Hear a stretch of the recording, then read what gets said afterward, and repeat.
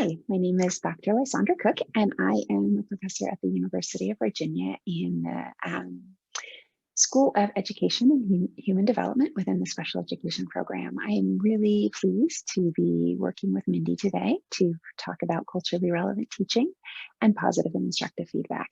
I am really thrilled to be a member of the Virginia State Chapter's Council for Exceptional Children's Diversity Committee, and to work with just the amazing teachers and other special educators here in Virginia. I'm super excited to be working with Mindy today, and her role as the Virginia Council for Learning Disabilities president is really important work, and I'm really glad to be a part of this collaboration between the Virginia CEC and the Virginia CLD. So our objectives today for this section that Mindy and I will be doing are to talk about culturally responsive teaching and that alignment with effective teaching, distinguish between different types of feedback, and recognize the differences between effective and ineffective feedback.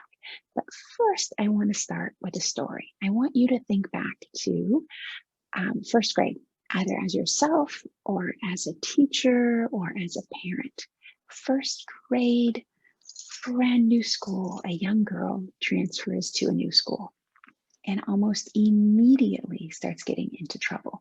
The first grade teacher was a veteran teacher, respected, highly respected in the community as part of the school for over 30 years, as a leader in her church, and as just someone who had been so amazing in the school for so many years. And for some reason, this little girl and this teacher really had a hard time connecting. And the teacher consistently complained that the child was disobedient and that the mother was disrespectful and unresponsive.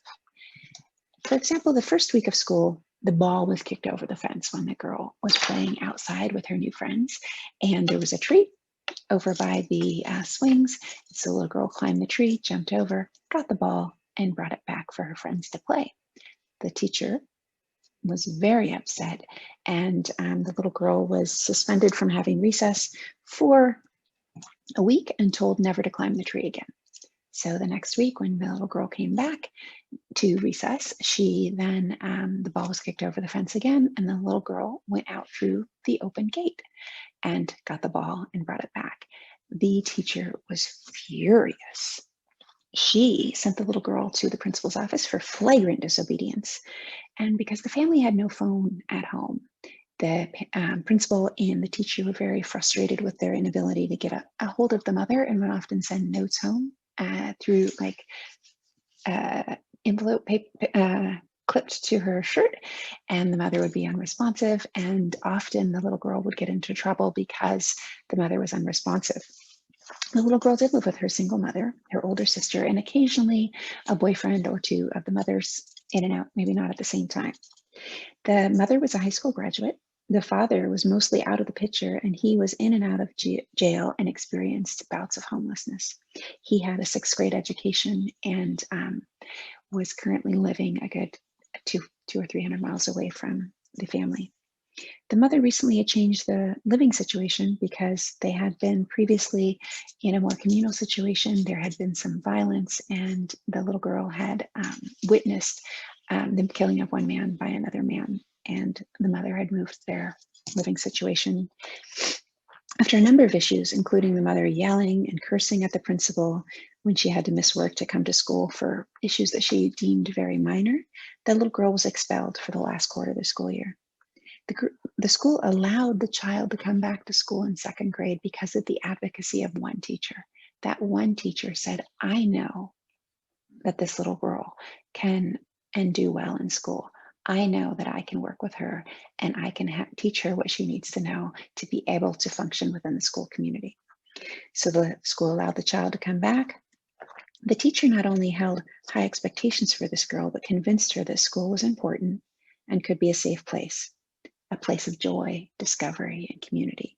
The teacher explicitly taught her the school and classroom expectations and provided effective instruction. And from that year on, school was a safe place. And it was a place of community and friendship and joy and learning. The little girl went on to graduate at the top of her class, was the first in her family to graduate college. She became a teacher and eventually earned a PhD and is now a professor working at an elite university. And this little girl was me. That's me over here in the corner.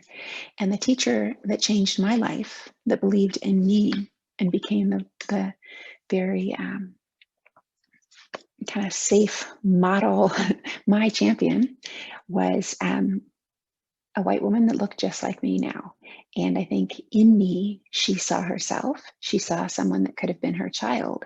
And she believed that the difficulty I was having within school were not inherent in me, and that I was not performing as expected, and that she could make a difference in that. And that passion, that high expectation, that belief that you are not performing where you are expected to be performing, that you just haven't had the opportunity, the appropriate instruction, the right kind of relationship, the right kind of mentoring, is something that every single child deserves, no matter what background they come from.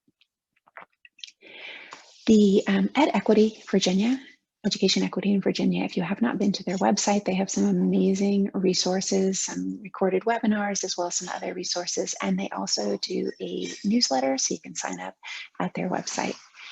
They are coming from the frame that educational equity is achieved when we eliminate the predictability of student outcomes based on race, gender, zip code, ability, socioeconomic status, or languages spoken at home. And we are getting there for some children that look like me, that look like that little girl. Those children are more often given the opportunities to overcome the predictability of their zip code, their socioeconomic status, and even languages spoken at home, as in mine. And I didn't add in that story that I am also first-generation American. These predictive factors, we know what they are. We've known for so long, and we still are not doing a good job to make sure that we can eliminate those barriers and get rid of the predictability of places that you were born into. That is not what education is about. Every child needs a champion. Every child needs effective instruction. Every child needs to build positive relationships and understand that school can be a place of joy and learning. I do want to mention that poverty is not a culture. Trauma is not a culture. I experienced both poverty and trauma. Neither of those were the reasons that there was a mismatch between where I was coming from, my culture of living in a commune, having a very collectivist, a very student-centered or child-centered focus, coming into a school situation that was very much centered on the adults, especially back in that day.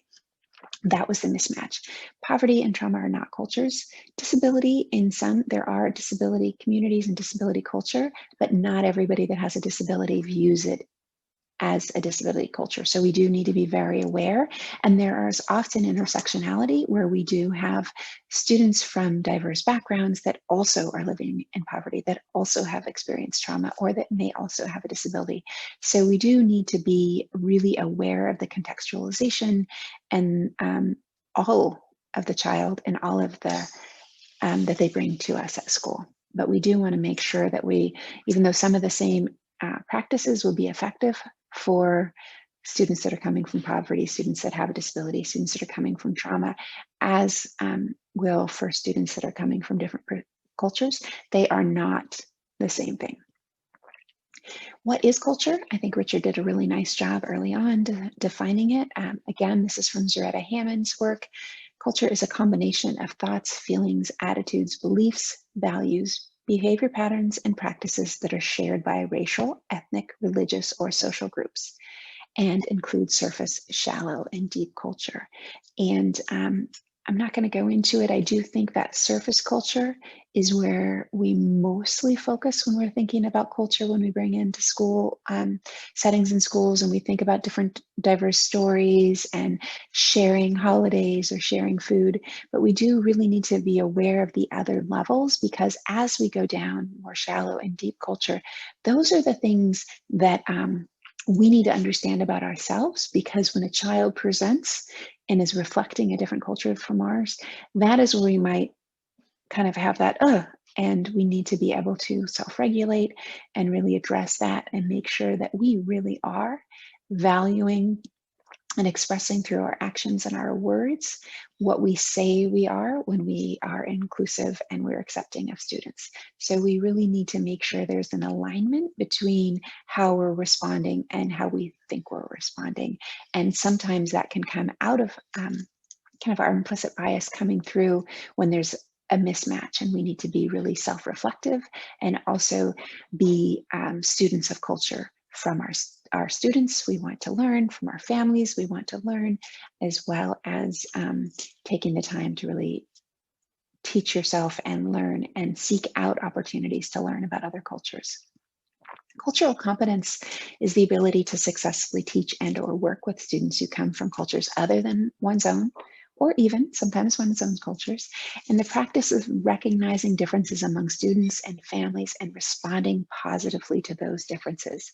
I think as special educators, we are very well suited to look at differences through an assets-based lens and really recognize and build on the strengths. That's how we write IEPs, that's how we work with our students. We build from strengths and we move on. So we need to really recognize the funds of knowledge and the wealth of assets and things that people bring from their families that are different from ours that they bring to us. So we really do need to recognize these assets and use that assets-based model. Teachers and students, there are huge differences. So we have between 83 and 85% of teachers being white, the vast majority of those being white women.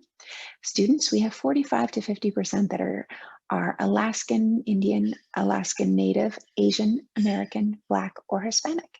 And the implications is there could be this huge, wide cultural gap between educators and students. So we need, as those white women, to recognize, or white men, recognize in every child the potential to learn. We need to be the champion for children that do not reflect back our own mirrors of our own childhood. We need to make sure that we are seeing the potential in every child that walks through our door. Culturally responsive teaching does lack a universal definition, which can cause some confusion. And I want to focus here on that responsive component, responsive, culturally responsive. Responsiveness is really, really important, but what does it mean? It means to react quickly and positively, to respond readily with interest and enthusiasm. Responsiveness connotes an openness, a receptiveness, an eagerness. Your children from diverse cultures will hear that in your voice, that genuine want to learn from them, that genuine connection, that genuine understanding and willingness to learn from them and to build relationships. They will hear that when you are responsive.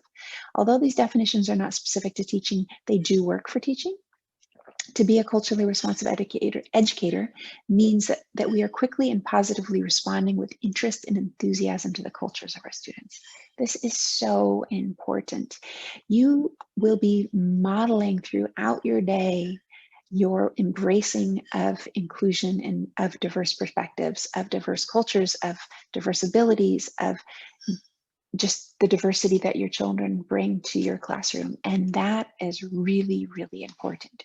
You can't kind of narrow down being culturally responsive teaching to, I'm just going to do culturally responsive practices right here in English language arts, and then throughout the rest of your day, not be responsive and respond in a way that really does look at the deficits that the student brings in and not embrace them.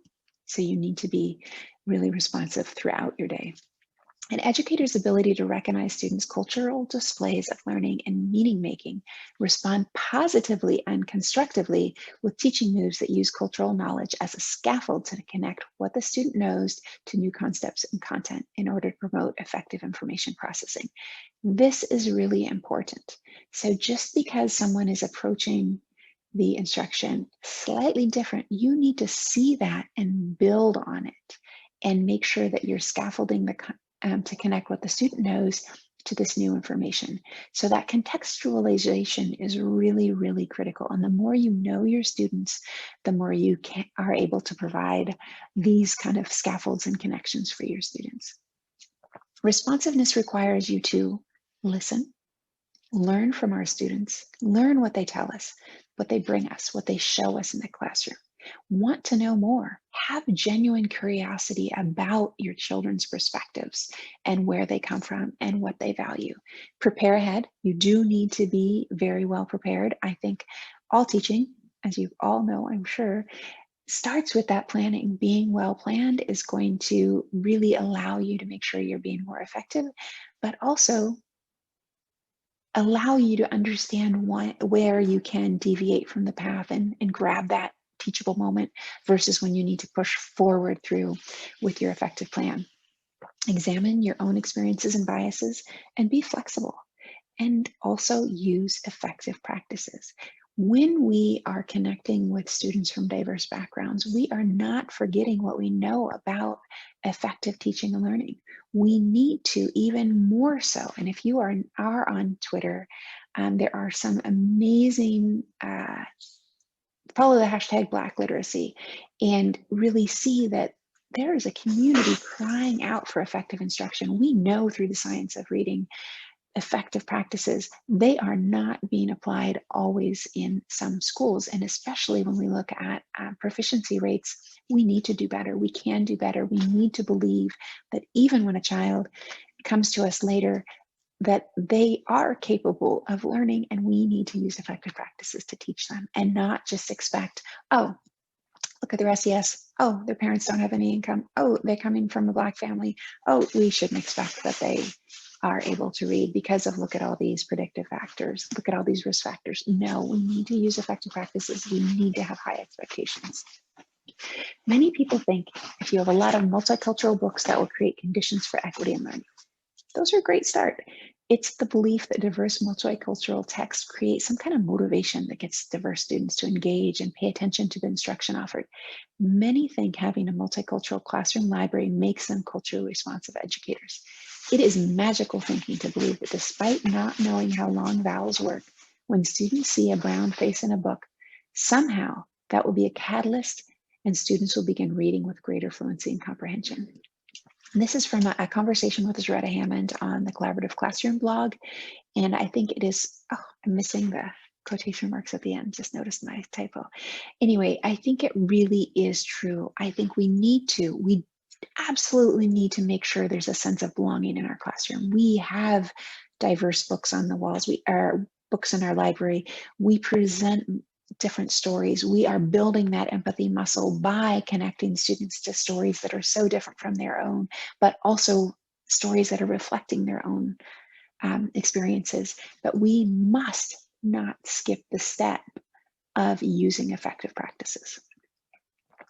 I think, yes, and yes, create a sense of belonging in your classroom. Yes, reach out to your families, do home visits, build on the funds and knowledge that your students come in to school with, recognize that, do the work on yourself to recognize where you're coming from, and use research validated practices. It's a yes and. I think in some of the science of reading debates going back and forth, is it the knowledge more important or the early decoding? And I, again, in that component say yes and. Both are really important. We can do both things. We can have a classroom that truly reflects the diverse nature of our student population, of our community that our school is situated in, and we can use evidence-based practice or practices grounded in the science of learning. So this is a chart from Zaretta Hammond's, the collaborative classroom conversation with Zaretta Hammond, that I really love, and I think it brings things into play very nicely. The differences between multicultural education that focus on celebration of diversity, absolutely important.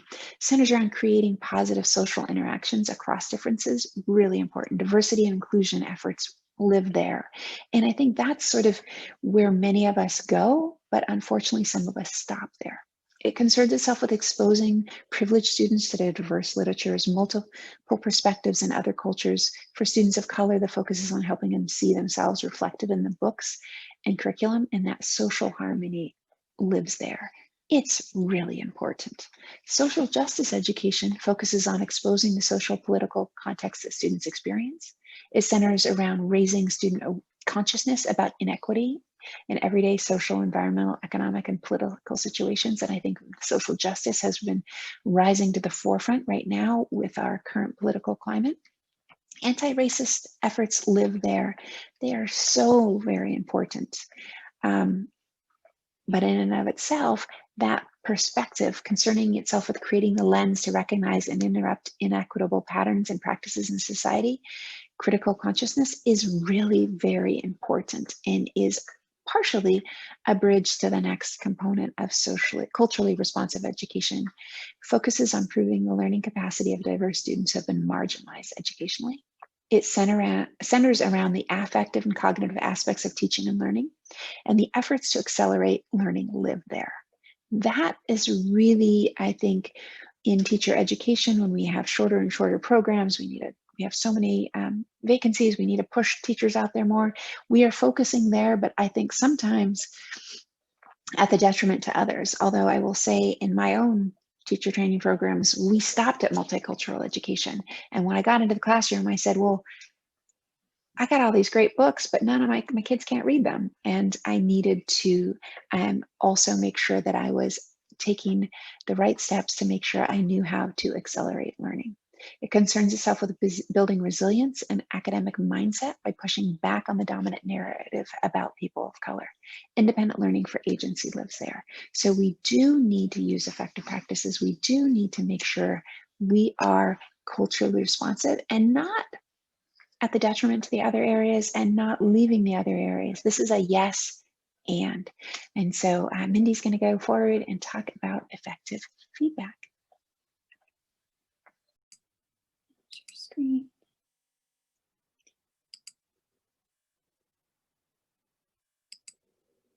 There we go. Awesome.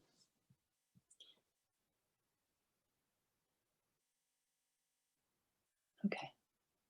All right, I think we're good. I usually have people for this. Lisa is usually my people, so let's hope this works out. I would like to thank Lysandra for her amazing presentation. Very riveting. Thank you for sharing that first grade story. Oh my God, I was in tears. You obviously are a remarkable woman, and we're very lucky that you took the time out of your busy schedule to do this presentation. So thank you very much. I would like to take a little different look at culturally relevant teaching. I know as teachers, you've probably been in a lot of webinars, a lot of PDs, a lot of PLCs regarding cultural diversity, culturally relevant teaching, you know, the books to use, you know, the words to say. So I'm not really going to teach you a new concept. I'm just going to maybe help you piggyback on what you already know and up your game a little bit. At least that's the hope. So to that end, the Cedar Center and the Council for Exceptional Children have released a set of high leverage practices for special education. These are 22 practices, and they're divided into 4 areas: collaboration, assessment, social, emotional, behavioral, and instruction. These practices are what we should be teaching our university students. So when our students graduate college and go into the classroom, they should be very proficient in implementing these high leverage practices, as should current teachers. So the high leverage practice that I'm going to talk about today, excuse me, is provide positive and constructive feedback to guide students' learning and behavior. Before I start talking about feedback, though, I want you just to take a minute and think about your classroom environment. We need to create a safe space for all of our students in our classroom, but particularly for our culturally and linguistically diverse students. So think about your current classroom and whether or not the physical setup of your classroom is an extension of your personal worldview or of the dominant culture, or do you think it's a culturally responsive classroom? I was a special education teacher for 18 years. In the last 9 years, I was a co-teacher in 4 different classrooms. And I have to say, I do not think we had a culturally responsive classroom. You know, we had with the library with the right books. In February, we put up a special Black History Month bulletin board, but that was about it. And that's really embarrassing for me to admit that. And certainly if I had a chance to go back and do it again, I would definitely change things. But I really believe that my classroom environments were not culturally responsive. I don't know how many of you have had the opportunity to use these multicultural crayons or construction paper, but they're brilliant. And I highly recommend giving those a try in the classroom when you have an activity for students. I would like to remind you that feedback isn't just about right and wrong. Sometimes we get stuck on the right and wrong, but there's much, much more to feedback than just pointing out what students did correctly and what they did wrong. So research indicates that our underserved English learners, poor students, and students of color routinely receive less instruction in higher order skill development than other students. They're taught less challenging and more repetitive curriculum, and they're taught cognitive skills low on Bloom's taxonomy. For instance, we might teach them the understand, remember cognitive skills rather than evaluate and create. But here's the thing. These students struggle not because of their race, their language, their poverty. They struggle because we as educators don't give them sufficient opportunities in the classroom to develop higher level thinking skills, to develop the cognitive skills and the habits of mind that they need to prepare them for increased rigor, to prepare them for the more academic tasks that we should be giving them. So it's really on us as educators. Why is feedback especially important for culturally and linguistically diverse students? Well, we have to close that gap. So this is what the student understands. This is what we taught. That's a huge gap. So somehow we've got to close that gap for our students. We need to expand their learning. And one way we're going to do that is by teaching them higher level concepts, going higher on Bloom's taxonomy. And we're going to reinforce expectations, meaning we're going to let them know that we have high standards for them and we know that they can achieve whatever goal we set for them. I love this statement that feedback is an essential element in the culturally responsive teacher's arsenal because it's so easy to do and it's so powerful and so performance changing if done right. Hattie and Timberly state that feedback is one of the most important tools we have to improve student learning, and it's free. I mean, you gotta love that. People develop a greater sense of I can do it when they're able to confirm they are making progress toward their goal. So I want you to think back to yourself in February, March. You were either a student going to virtual classes or a teacher learning how to teach virtually. And you were probably a hot mess back then. But over the last 8 months, you've had the opportunity to develop your virtual teaching pedagogy, and you've gotten better about it. You've gotten better at it. You're more savvy. You have an I can do it attitude now. You might not have an I like it attitude, but you have an I can do it. You know that you have achieved something really great.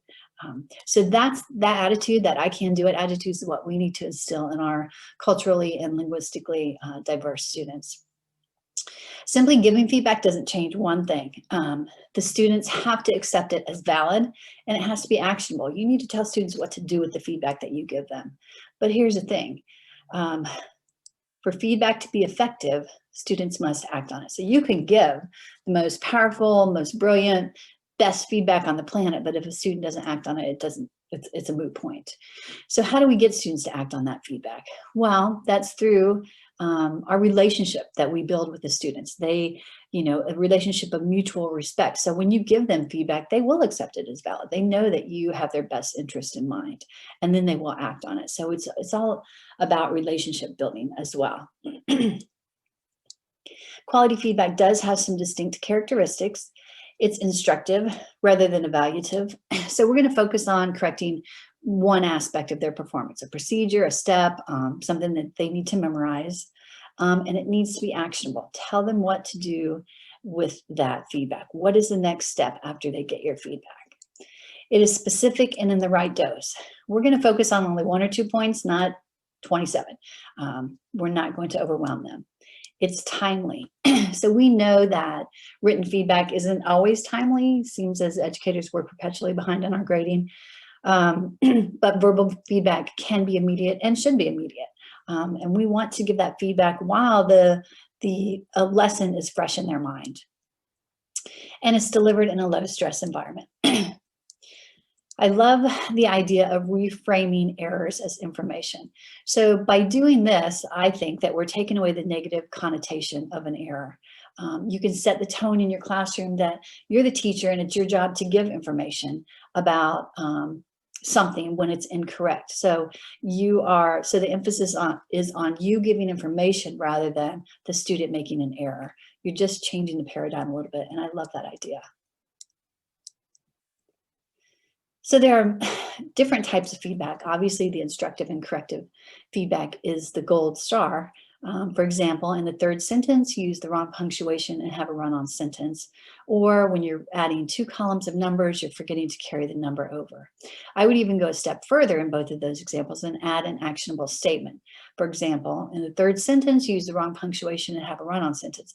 Hey, listen. Remember, a run-on sentence is a really long sentence, so you want to try to break it into 2 smaller sentences. Or when you're adding 2 columns of numbers, you're forgetting to carry the number over. Make sure you're lining up your numbers, and I can give you graph paper if you need it, and that will help you remember to carry your number over. So as educators, we give a lot of evaluative feedback, good job, nice presentation, and I'm not suggesting that we shouldn't continue to do that. I'm suggesting that we expand on the feedback that we're already giving students. Good job. I really like the way that you blah, blah, blah, blah, blah, and then you give them an action statement as well. So you're giving specific feedback that's actionable. There are other types of feedback. So the research suggests that students of color often do not receive timely, actionable feedback from teachers. Why? Well, the teacher doesn't want to hurt the student's feelings. I mean, we're educators, we are softies. I absolutely get that. I do think that the second bullet is probably more important. The teacher does not want to be perceived as prejudiced by pointing out errors to our Black and brown students. They don't want to be the teacher, the prejudiced teacher. So instead we give what is called cushioned feedback, and we downplay the errors that they made.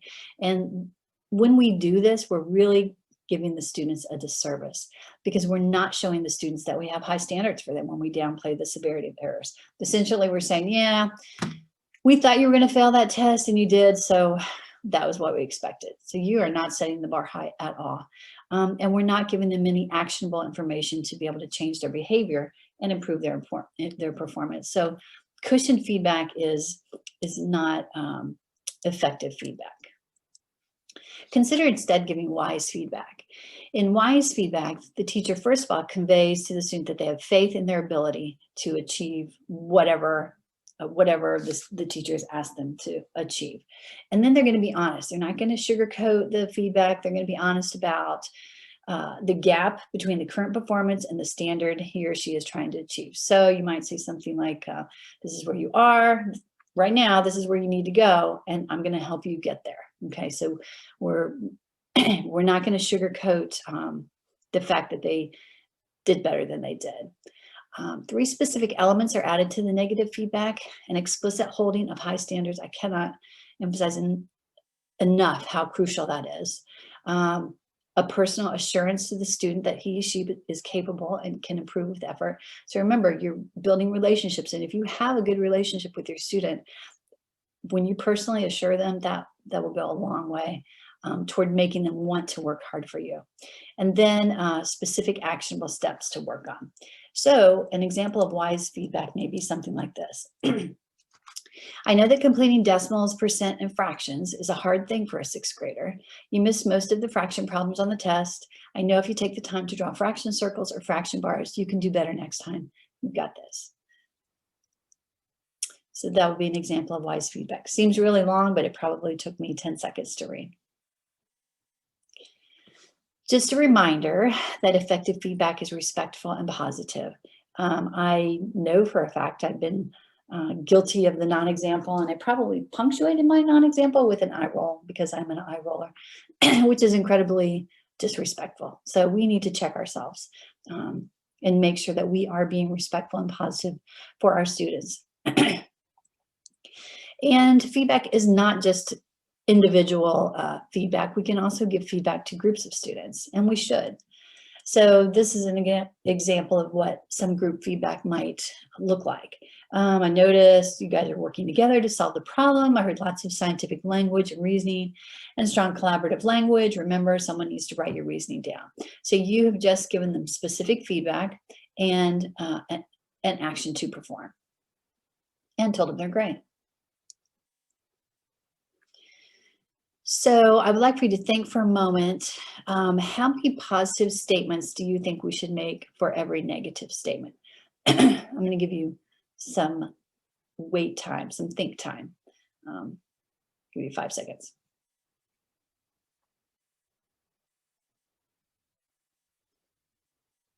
All right, if you said 5 positive statements for every negative statement, you would be correct.